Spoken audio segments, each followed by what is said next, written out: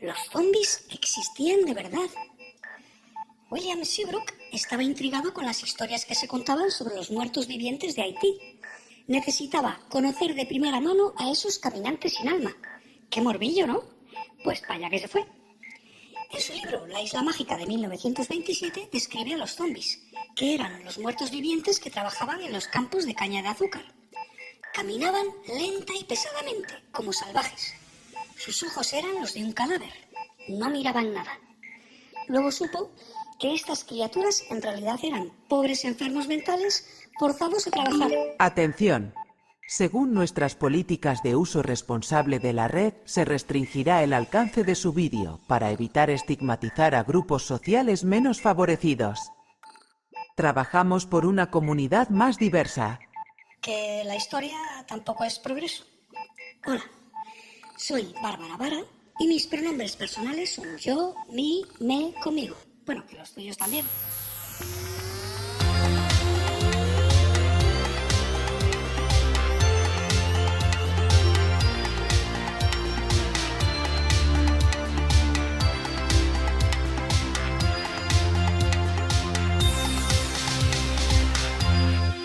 En 1962, William Melvin Kelly publicó un ensayo titulado Si estás despierto, lo pillas.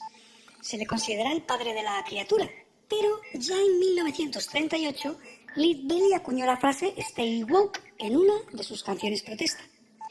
Este lema era recurrente en el movimiento por los derechos civiles de Estados Unidos, pero fue en 2013 cuando el movimiento BLM lo rescató y popularizó.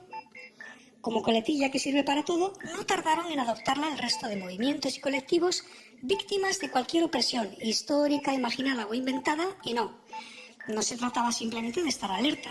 Era un intenso activismo social neoinquisitorial, sectario y fundamentalista. Y con más fantasía que Julio Verne. Como la lucha de clases estaba amortizada, de este caballo de Troya surgió la izquierda identitaria, que consiste en reivindicar cada singularidad. Y claro, con tantas luchas sociales como tribus especiales, era imposible acordarse de los obreros.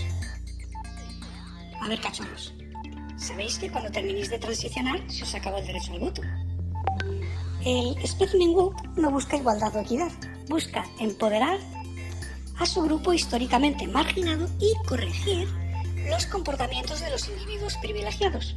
De ahí el término corrección política, ¿no? De esta forma, como un virus zombie, se extendió la llamada cultura de la cancelación, que no se limitaba a las redes sociales. El boicot perseguía social y profesionalmente al autor de cualquier comentario intolerable. En Canadá, en 2023, un tribunal condenó a Jordan Peterson a hacer un curso de capacitación en redes sociales bajo la amenaza de perder su licencia para ejercer como psicólogo. El delito: denunciar en las redes la ideología de género y el sadismo de los políticos y profesionales de la salud que la secundan. La misma anticiencia que sufrió Galileo. De cancelación lo tenía todo, pero de cultura... Como en otras épocas, les dio por adaptar libros populares a las nuevas y sensibles audiencias. Incluso censuraron películas clásicas en las plataformas porque los estándares culturales de su época podrían ofender a los devotos de la tictología. Y es que había que tener cuidado. ¿Cómo haces un chiste entre tanto drama queen? Era imposible dar un paso y no pisar un callo. Y así también se canceló el sentido del humor. ¿Habéis visto algún zombie riéndose? Pues eso. El mundo empresarial, claro que se apuntó al carro, que los revolucionarios también consumen. El capitalismo woke adopta como mascotas a oprimidos diversos para que sus campañas publicitarias toquen los corazoncitos progres victimizados. Y claro, la casta burocrática no se iba a perder esta perita en dulce. La OIT en 2021 publicó su guía para transformar las empresas según sus criterios de diversidad e inclusión. ¿Y cómo se logra eso? Legislando. Habría cuotas impuestas por ley y cuotas a cambio de subvención, lo que se llamaba discriminación positiva, es decir, discriminar al más cualificado para beneficiar al más identitario. Súper positivo, vamos. En España se puede encontrar esta guía de la red Acoge, financiada por el Fondo Social Europeo. Mirad el disclaimer en letra pequeña. No vayas a pensar que no estaban comprometidos, comprometidas o eso.